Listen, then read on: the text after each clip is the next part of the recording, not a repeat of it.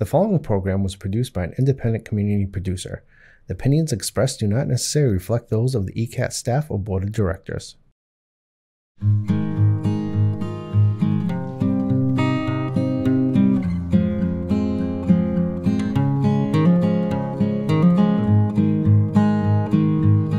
Good evening, and welcome to the June 2024 edition of For the Love of Words. Along with Priscilla Almquist Olsen, I am your co-host, John Holgerson. Tonight, we have the poet Alan Howarth. Alan was born in 1950 in Norwood, Massachusetts, and during his teenage years, he was the bass guitar player for 4 different rock groups, the Beachcombers, the Liverpool Five, the Misfits, and Eden's Children. He graduated from Milton High School in 1968 and attended Boston University with a double major in history and education and a philosophy minor. He graduated with honors in 1972. He married in 1972, but divorced in 1976, which was the same year that he started to write poetry. In 1978, he attended Suffolk University, graduated in 1980 with a master's in psychology, and then remarried in 1980, and then followed a number of different occupations. He was a teacher in the Rockland Public Schools. He became a gemologist and worked in the jewelry trade. He became a professional bartender, and he also was a wine store manager in Quincy in the Boston Public Market. He retired in 2019. Welcome, Alan. Thank you. I'm glad to be here. So when you started writing your poetry in 1976, were there any particular poets that you saw as influences on your work? Well, I've always loved Lawrence Ferlinghetti in particular. I just liked his style of writing. And I even went to his place in San Francisco years ago. It was an exciting time to go and visit that. And he was kind of pretty much a free form kind of guy, and that kind of, a lot of my poetry is the same way. My English teacher would probably shoot me if she saw like I didn't use punctuation or stuff like that in my things. Just kind of... you and E.E. Cummings, you would have got right along with him. Well, yeah, E.E. Cummings, now that you mentioned him too, he was another person that I really enjoyed a lot. And even we can go back to even obscure writings, in some cases, for some people of the English poet extraordinaire who kind of did all kinds of different things. William Blake was always someone that I really liked very much. And I had a college roommate who was just obsessed with William Blake, and he was a producer and director and playwright. And with my time with him, he produced 2 different plays that surrounded Blake's writing. So I just couldn't help have some of that rub off on me. But so, are all your poems free form, free verse? I guess I could go through a few of them, and there are like a couple of them that are I wanted to try to tell myself I can do this, in a very strict, rhythmic, iambic pentameter way, and have things, in rhyming couplets and all that stuff that, I read about initially when I first encountered poetry. It was, in some ways, it was kind of a scary thing, geez, how could anybody write and do that? And I just came to it as kind of it was therapy for me, as you had said about going through a stormy divorce initially, and just sitting and writing was a way that I could work things out in my mind, and then the poetry just kind of exploded from there. In 2007, you started to keep journals. Yeah, write journals, which you still continue to write today. Yeah, I have my current journal with me, and I have a cabinet where I have all my other previous ones, and they're all dated. And I kind of laughed because when I first attended BU, I wanted to go to the School of Journalism, but my math SATs, those terrible things. I was never a math student, and I didn't do well. And it kind of was a sore spot for some people when they would evaluate me for going to school there. And BU was kind of that way, but they were a little different. They surprised me and said, there's a program that's just like the first 2 years of any of the other schools within the university that you're going to go to. You're going to learn general knowledge about a lot of different things. And this program is just like that. And that was a school called the College of General Studies, which was like really a 2-year program. And then if you made it through successfully, you could transfer anywhere, any of the other schools in the university that you wanted to, or for that matter, you could go somewhere else. And of course, during that first 2 years, I changed a lot of my thinking about what I wanted to do. And always a love of history to begin with.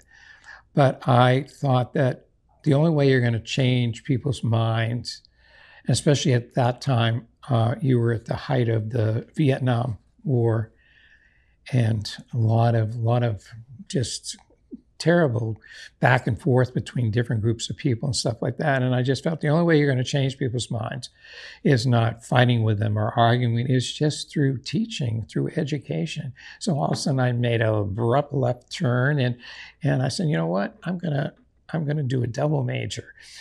As daunting as that may sound, but I was a professional student, I think, and I just loved learning and going to school. And so it was fine with me. So that's what I did.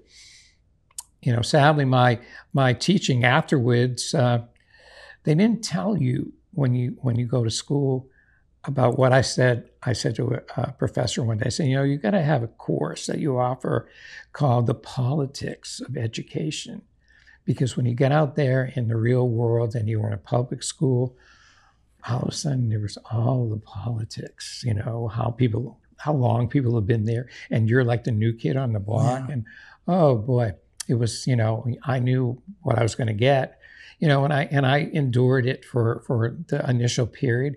But then when the contract was up, right, and so you're hoping they're going to sign a new contract, and it was a thing that they did a lot those days, because there was such a wealth of kids coming out of school looking to teach. Why not just get rid of this guy and just hire a new guy or girl and start them out of the base pay? And then after that period, we'll do the same thing over and over again. I know it sounds terrible to say that, but that was very disheartening for me. I'm sure it was. And I was glad that I was a diverse enough person that I kind of picked another road to go down. Now, in your journals, all these journals that you've kept for nearly 17 years now, are there poems? Are there essays? What's in those journals? It's a lot of it is stream of consciousness. It could be anything on any given day. I could be like a reporter reporting the news as I'm seeing it unfold before my very eyes. And yeah, it includes a lot of my poetry as well.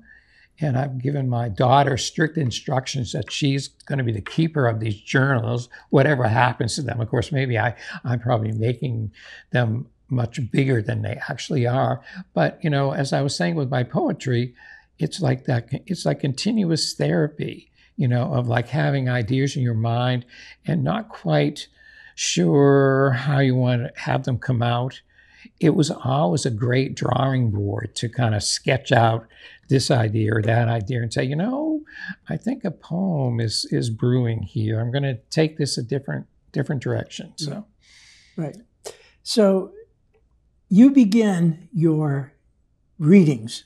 Well, you and I have known each other for a couple of decades, probably close to it anyway. Yikes, I know. It's true. We go back to when Easton had a poetry venue run by Rich Berg. Yeah, well, Rich and I are great friends. He's a great poet. He is. I think very highly of him. But I recall every poetry venue that you and I were at, and when it was your turn to go to the open mic, you began your reading playing a harmonica. So how did that particular aspect of your readings take place? Well, I wanted to separate myself from all the other poets, and there's so many good ones, my God. And how can I make myself different? And coming up to the stand or the podium or whatever, wherever I'm speaking, and play myself up to the podium was always how I would start things off. And who knows what I was going to play? And there was no set idea in my mind. I would just take I always have a harmonica that I carry with me everywhere I go. I may change the keys sometimes. I mean, I'm kind of not really stuck on, but I'm kind of stuck on in a good way, I guess. My harmonica that I usually have with me now is in the key of C. When did you first start to play the harmonica? No, I don't mean at poetry readings. I mean, when did you first start to play the harmonica? Well, when I was back in the day when I played in those bands, you know, there would always be like a song or two that we would do. I mean, usually a cover version of someone else's stuff or something like that, that might have had a harmonica, so that was easy to do, you know. And to me, harmonica was just like a miniature version of a piano because it has all the scales. That's true. And there's a couple of different octaves. And my mother would be happy by saying that allusion about the piano playing, because she and I really kind of went our separate ways musically when that happened. And the irony of it for me was that, you know, she, you know, kind of introduced me to music in a lot of ways. There was a baby grand piano that always sat in the middle of our living room, and she was always playing. And then if she had a party or, you know, guest over, she would always play. And, you know, for a while she was determined she was going to teach me to play and all that. And, you know, I did learn, you know, to read music and stuff like that. But, ironically, of course, her main goal for me was that she wanted me to be the boy soloist at the choir in Trinity Church, where she had been the evening organist for a number of years. So, in fact, she met her husband at an event that was sponsored by Trinity Church. So it was in her blood completely, and she was determined that I was going to be part of that with her. And I sang in a choir between 9 until I was 16, until my voice changed or cracked or whatever. But what she didn't count on was that I would take the subway into Friday choir practices. And she was not about to drive for me by any means. And during one of those times, you know, I was taking the subway, and I would always go down to the corner store and get a comic book initially, and I'd be reading that on the ride. And of course, that would eventually turn into novels and stuff years later. But there was a young kid who was sitting next to me, and he looked over and he saw the comic book, and all of a sudden we had this big conversation about comic books. And it turned out that he played the drums, and he lived on Beacon Hill, and we became fast friends. And guess what? The next thing we did was we started a band, and it all kind of originated from there, you know. Well, tonight the audience is going to hear not only your harmonica playing as you introduce your work, but also some of your original poetry, especially your poems that deal with family members. And I think they're going to really, really enjoy it. We look forward to hearing you read this evening. Thank you. Thank you. I'm happy to. Always a pleasure. Thank you.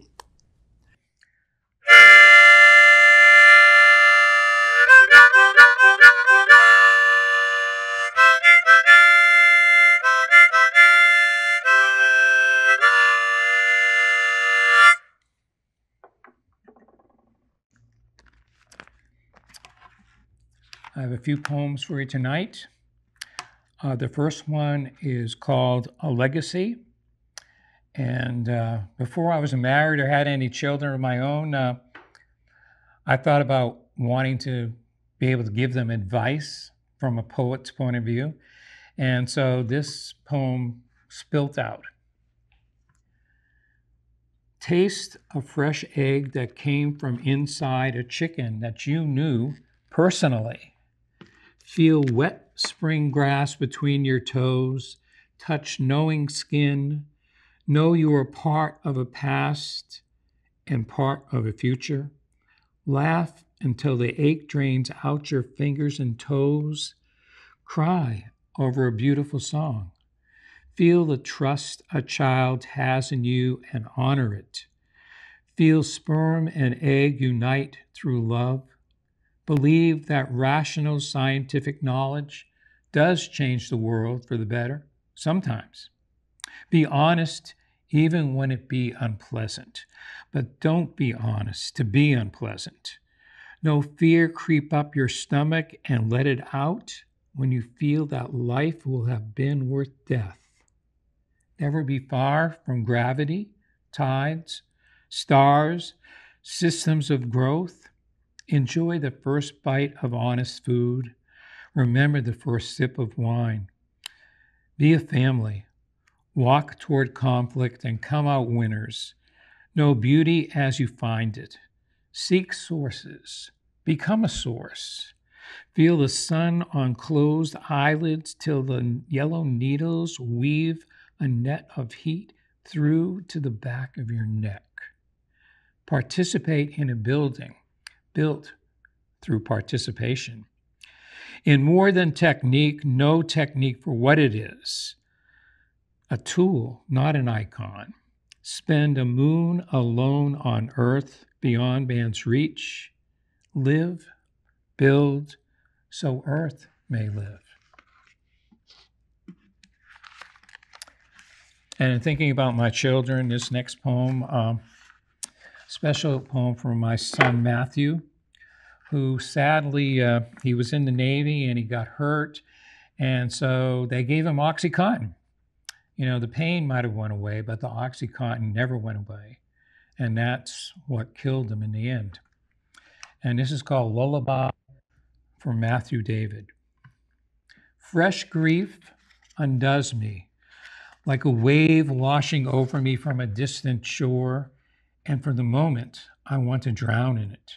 Matt, you come to me in a whisper that everything will be all right, that peace will come at last. You ask me to go quietly soaring because the earthbound life is finally too small.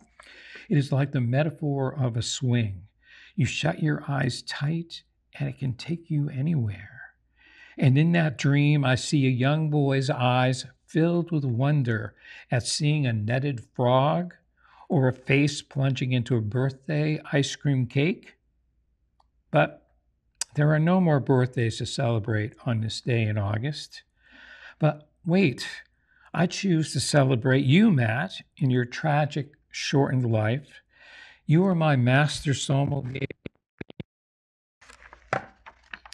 All the times we shared in a good glass of wine, liquid poetry. Today, I choose not to wallow in the thick cloud of sadness, but to celebrate all that was good about your life. So I will run to the vineyards and wineries of our world, and as the warm rain washes me clean, I will raise a glass or two to you, knowing that as you break bread with the angels, that you are telling them what the best wine they should drink. This next poem is dedicated to two people, James Michael Callahan and Sandra Beasley, two of my closest friends, and they were, I would call them, casualties of the Vietnam War. And this is for them. It's called Standing. Standing for fear my footsteps would falter, I'm here on the riverbank, hearing you asking me to put on my armor and wear your colors. You ask not that I go to battle on the fields of Spain or in the dark forests, but the alleys of despair and the streets of loneliness. You offer your love as my shield, that same love you will use to nurse my wounds, to fight the illnesses that plague my heart. And lady, I shall carry your banner, a white dove on a scarlet field, Donna nobis pacem, inscribed in the strongest black. And lady, I shall carry your love of this river, of the lonely gull, of these dying October flowers. And lady, my pledge to thee, sworn on the stars, I lay my pen at your feet, for I own no sword.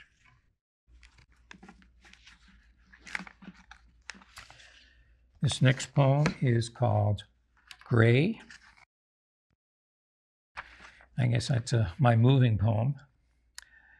In the gray light of morning, when time is of little use, and thoughts no longer meandering, but crashing through the walls, telling me now's the time to find answers, to choose just one path from this collage.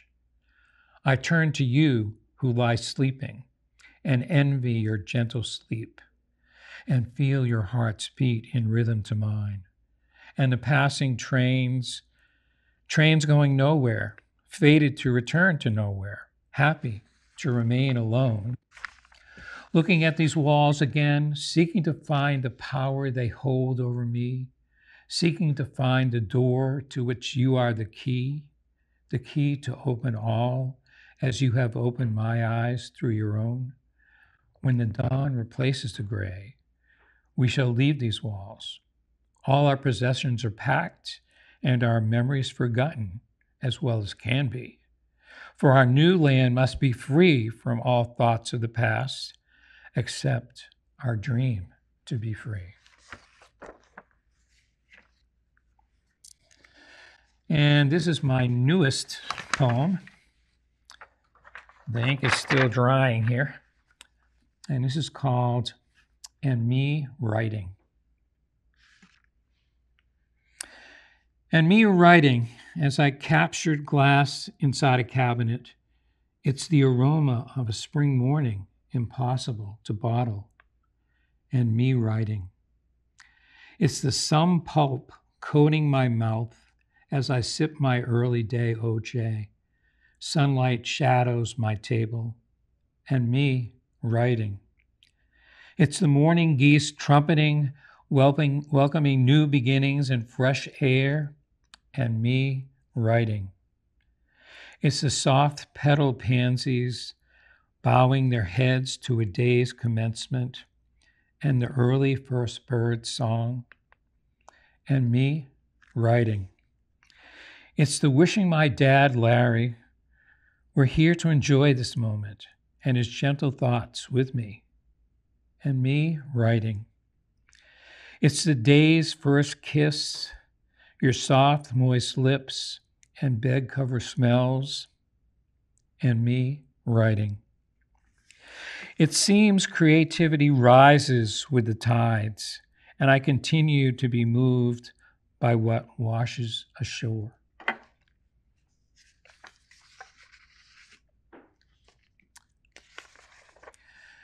Okay. In another lifetime, I was a history major, and I was always very fascinated with Native Americans and everything that they believed in and how they lived their lives.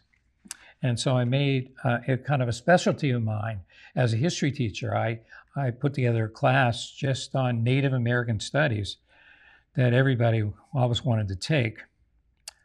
But of course, one of the famous classic Indian warriors of his day was Crazy Horse. And so you have to know that I had to write a poem about him. And his name in Sioux would be Tashunka Witko. And in 1887, before he tragically died, he was quoted as saying, "My lands are where my dead lie buried." Crazy Horse, 1887. Sioux, Christ warrior, nomad of the Great Plains, traveling in the company of Black Hills buffalo. Is that a statue I see coming out of your beloved mountains?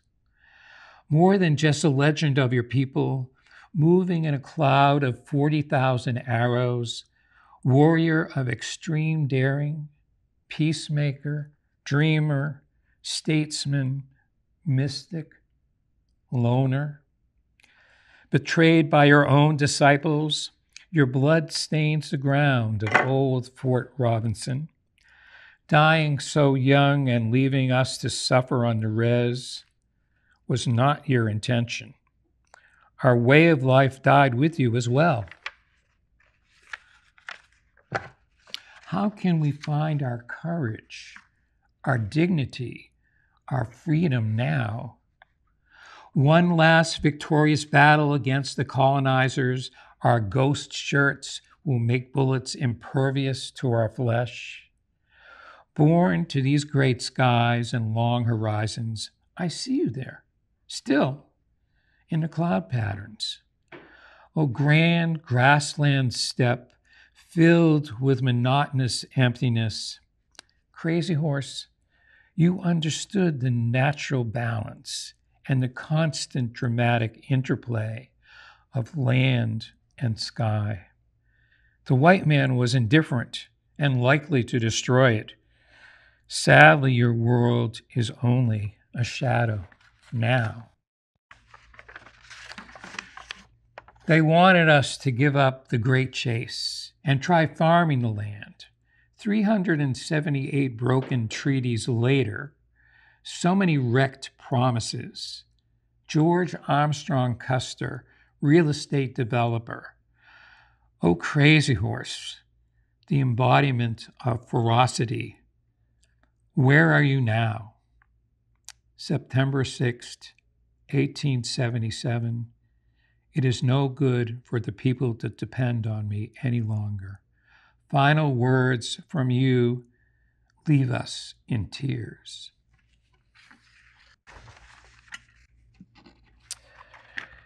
Okay, and finally I have another one here.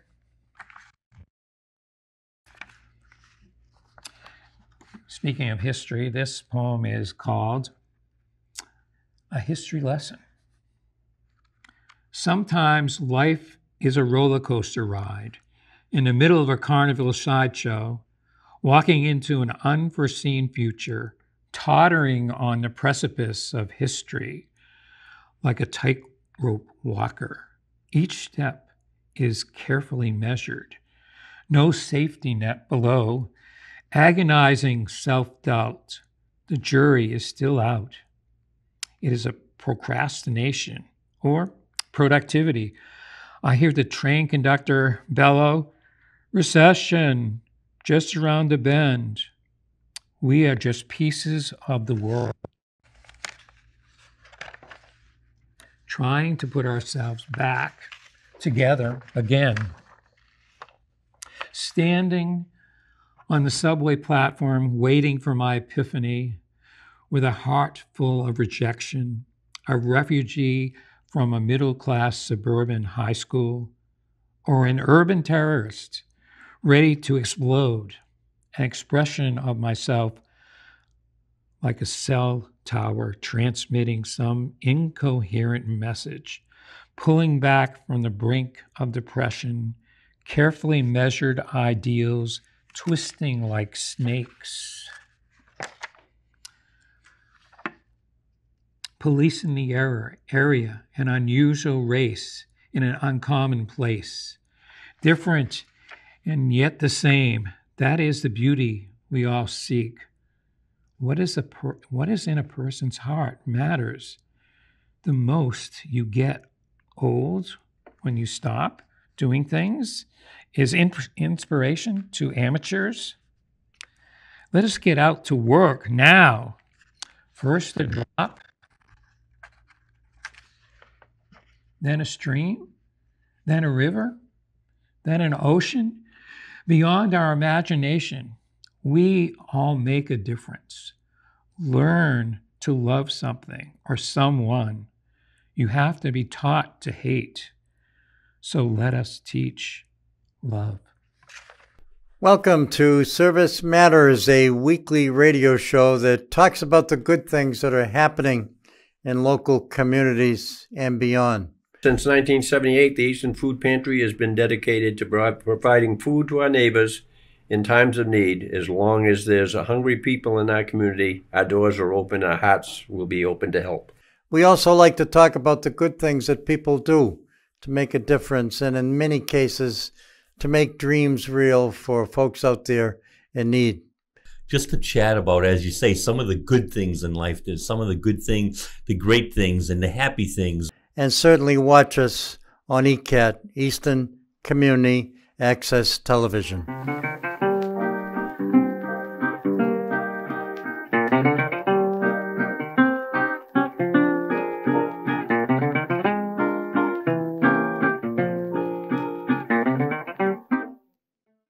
Welcome, ladies and gentlemen, boys and girls, residents of Easton, friends and neighbors. This is Bill Ames, co-host with Priscilla Almquist Olsen of the Film Connection.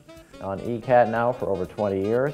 We're very proud of that. And we like to interview guests from Easton who have been involved in the film business, actors, producers. We're very fortunate today to have a producer of a film.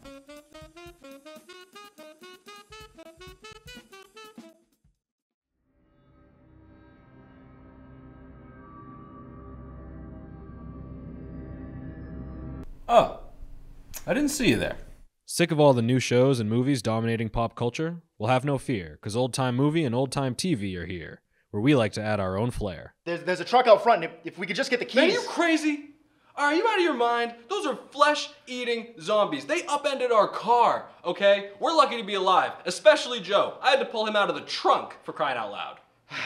It's been a long day. Also, make sure to check out the Radiocast, our accompanying podcast where we talk about what we've watched.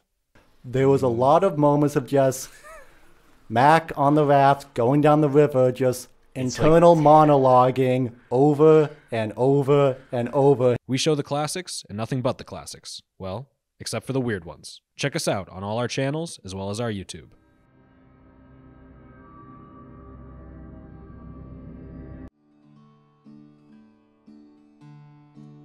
There's a storm. Join me, Priscilla Almquist Olsen, to explore the town of Easton and its interesting, engaging, ordinary, and extraordinary people, and meet a smorgasbord of guests, including artists, authors, musicians, business owners, community organizations, clergy, local leaders, etc., etc., etc. Community Forum at 3 p.m. on Thursdays and 1:30 p.m. on Saturdays. See you then.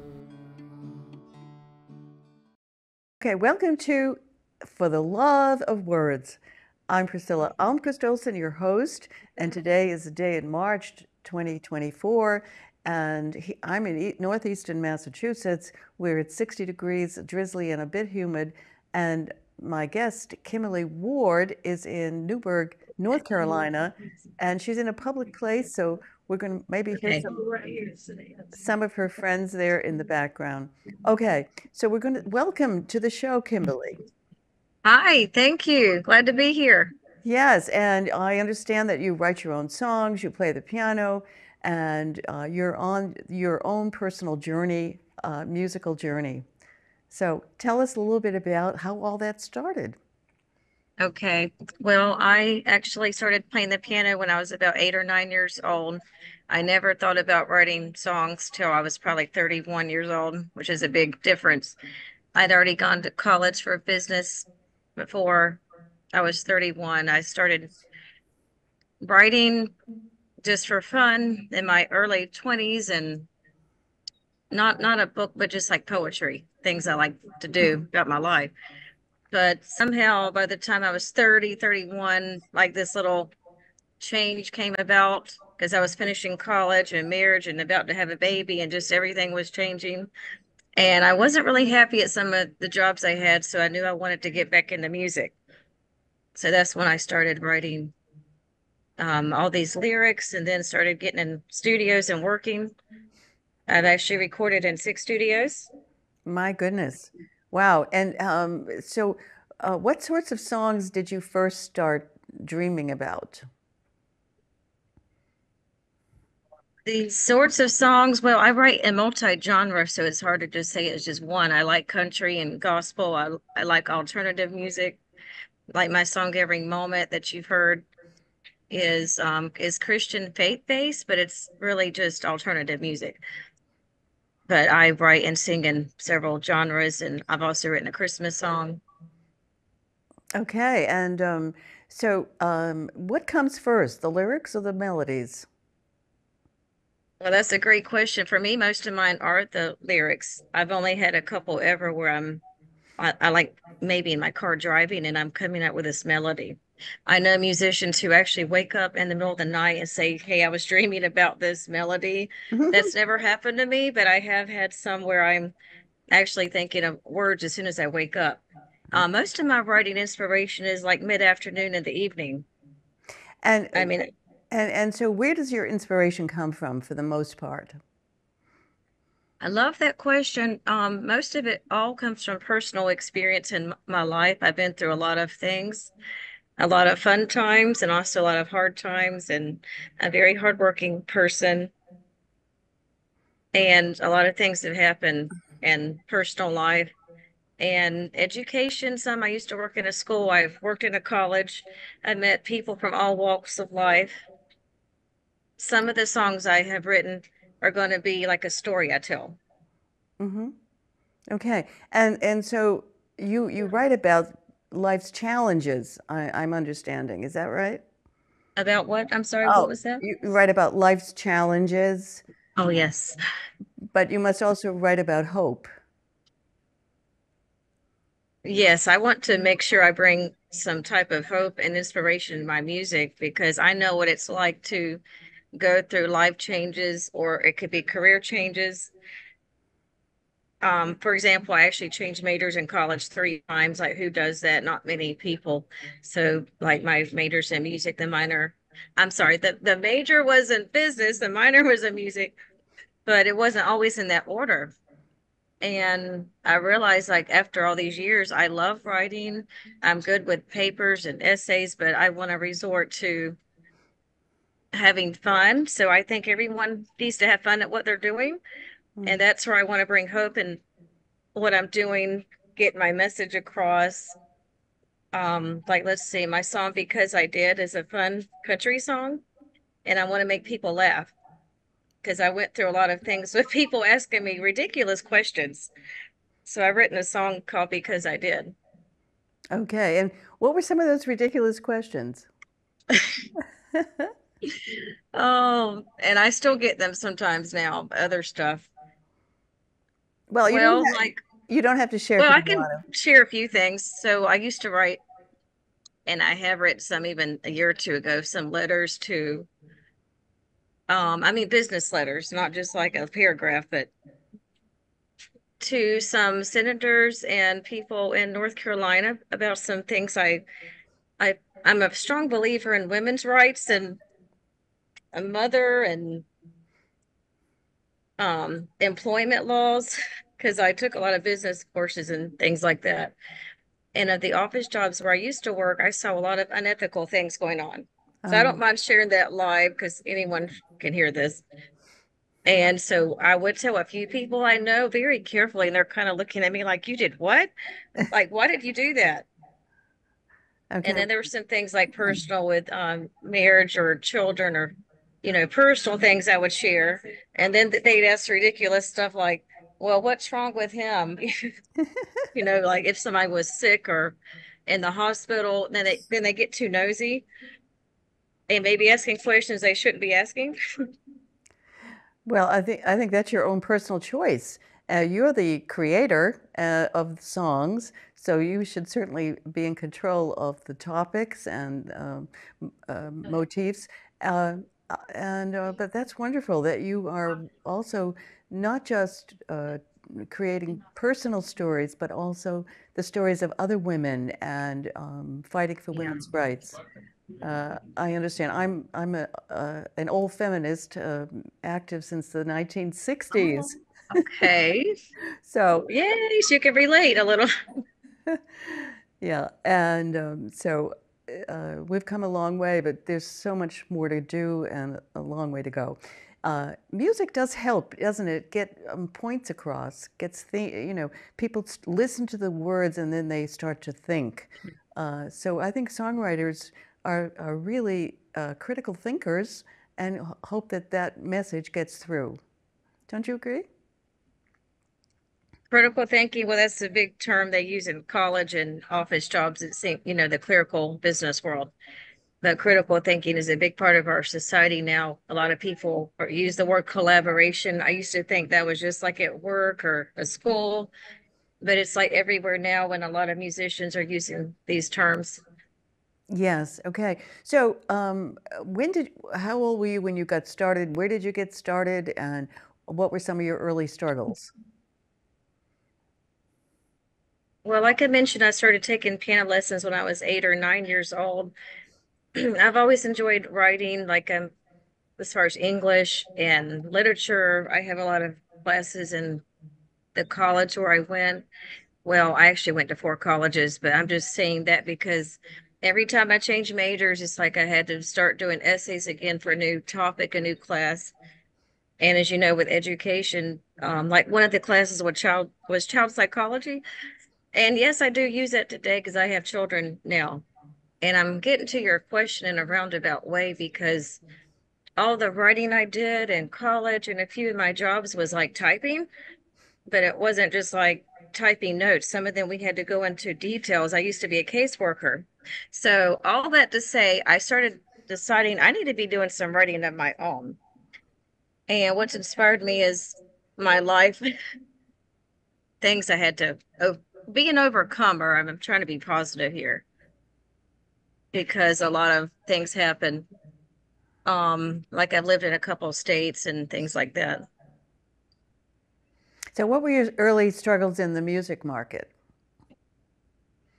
That's a great question. It was sometimes getting the right help I needed. I knew the right people. I know a lot of people in Nashville, Tennessee, and some in Myrtle Beach and Virginia. I know a lot of producers and artists, but it wasn't always like the right help. I think they told you just enough to get you by. Because the real truth is in music, I'll be real honest with you, people expect you to do your work. They aren't going to sugarcoat it and give you all the details.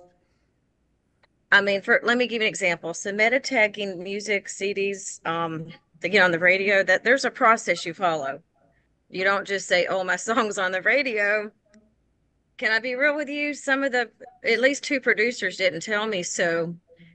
And the songs had already been recorded. I won't tell you which ones, but anyway, don't worry. All of mine are meta tagging and done. I've got some good help with music for 2 years, but it cost me hours of my time. And I don't mean just like 10 minutes. I mean hours to make sure every song I recorded was done correctly. I gave credit to the right person. So like John Heinrich, he helped. Let's see, John Heinrich did my song Just Want to Be Free. He sang on the song with me as well. But I'm just letting you know that some of the challenges is making sure every song is coded and every song gives people the right credit. And I definitely highly recommend US copyright before you get the whole song finished and out there to the public. Because I have met artists who said they don't copyright their songs, and I'm looking at them. They're like, well, I just mail it to myself in the mail. And that's a whole nother thing with music. But I have done that with 1 or 2, but I actually want to do it right. I guess that's the business side of me. Exactly, right. Well, I'm a former lawyer, so I can agree with you wholeheartedly. Yeah, cover yourself and protect your music if you're going to be writing and singing and performing. Exactly, exactly. And so you cherish your music and you're proud of it. And of course you're going to copyright it to protect it. So on this journey, have you had any big highlights, things that you were just so thrilled about that you couldn't wait to tell the world? Well, I've got a couple of those going on now, and then somewhere in Tennessee a few years ago. So I'll back up a few years. A few years ago in 2021, I was a part of a major concert where I think it was 17 of us artists there. But we didn't just meet together and sing. It was for a cause to help raise money for well, let's see, I'm trying to think of the name. The studio is in Lebanon, Tennessee. They had some financial things going on, but they weren't just having like something with money. It was actually part of let's see, I can't remember some famous person in Tennessee, but one of the artists, who you would know who they are, he had created this studio, and the soundboard must have been like 40, 50 years old. They were very proud of it, and it had actually been brought from another part of Tennessee in Nashville to Lebanon. Okay, and the reason I'm bringing all this up right now is because they were about to lose the studio. It's called Cabin Fever. And I don't mind saying that because they had it in the news back then. It wasn't like a big secret. But I was part of that concert, and probably 200 people came. It did rain, so more people didn't show up. It was fun because I actually got to get a lot of good feedback about what people thought of my music and performing. And I was real open. I wasn't like, oh God, what do they think of my songs? A band played live for me, and it was recorded. There was a country music station there. And of course, you had me on the spot. I can't remember it. It's on my YouTube channel. But it was nice being part of that concert, meeting musicians. Some producers came, and a lot of radio DJs made sure they mentioned that event. That was October 2021. Okay. Well, that was exciting. And now tell me, we have about 2.5 minutes left in our interview, and then we're going to hear your amazing music. Can you tell us a little bit about each individual song? Each of the songs? Yeah. Okay, one more thing to mention is the Red Carpet Awards is going on. I'm about to announce that in May. I've already gone live on my social media accounts, but the Red Carpet Awards is going to be either in August or September this year. That's in Holland. My song Every Moment and my song It Was a Sanity is up for, I'm saying, possible awards in these categories, like country, pop artists, even though that's not really the genre I normally write in. So yeah, I'm going to mention the song. So It Was a Sanity is the first one I wrote back in 2016, 2017 is when I was starting. That's when I was kind of having a foundation of really writing the lyrics and some music. And right behind that song, like the same year, was Every Moment. So both of those were recorded in a studio within a year. What are those songs about? Okay, both of these are back to my personal experience. So the things that people used to say to me could sometimes be hurtful, and so I would put that in my music. So, I mean, I'm laughing now, but some things aren't funny, but Every Moment talks about every time it wasn't fair, like life isn't fair. I'm using a lot of expression in these songs, and feelings and emotions. So I'm kind of just getting it all out there in the music. It Was a Sanity is more of a, no other way to describe it, more of a sad song, because some things people go through in their life, there's no words to explain. So I called the song It Was Insanity, but it's more of a country song. I see. Well, I want to thank you so much for being my guest today. And we're going to hear your wonderful and amazing music and your playing. I don't know how you play the piano and sing at the same time. That is just amazing. So I want to thank you again for being my guest. Thank you. And continued success, Kimberly. Thank you. I appreciate the time being on here, meeting with you, talking with you. Okay. Until next time, Priscilla Almquist Olsen bidding you farewell.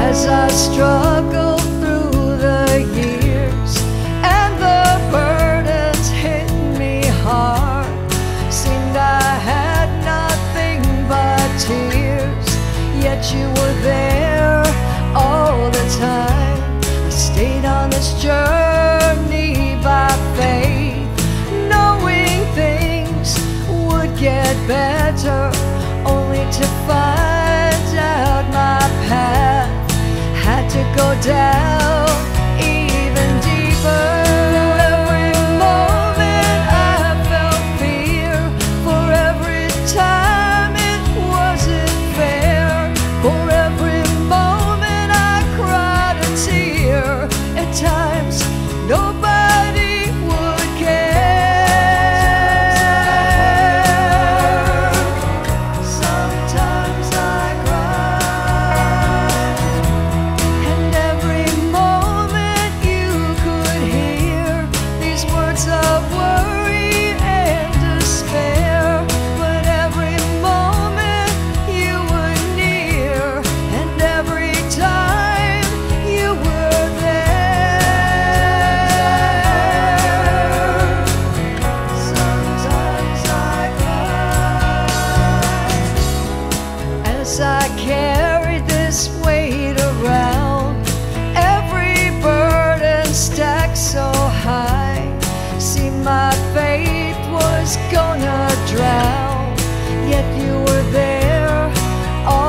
time. Now I know what I can be. I won't walk this path alone. Wrap me in your arms of peace. Together through this life we'll go. For every moment I felt fear, for every time it wasn't fair, for every moment I cried a tear. At times nobody would care.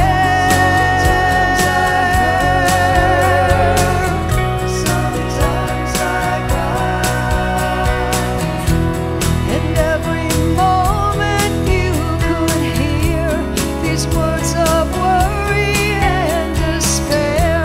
But every moment you were near, and every time you were there. Sometimes I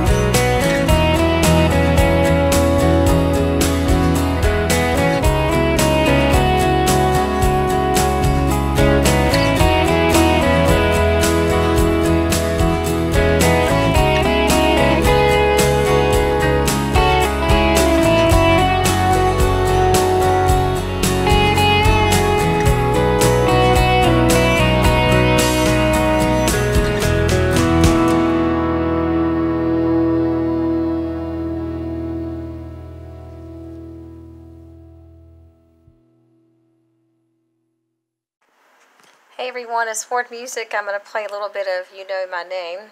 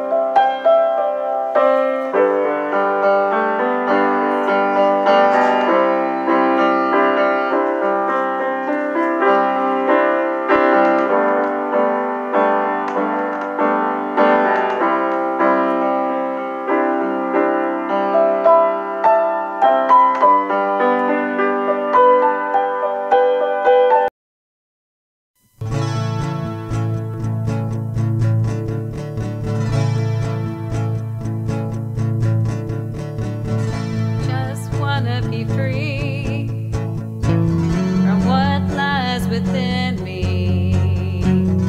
Just wanna be free from raw choices I've made.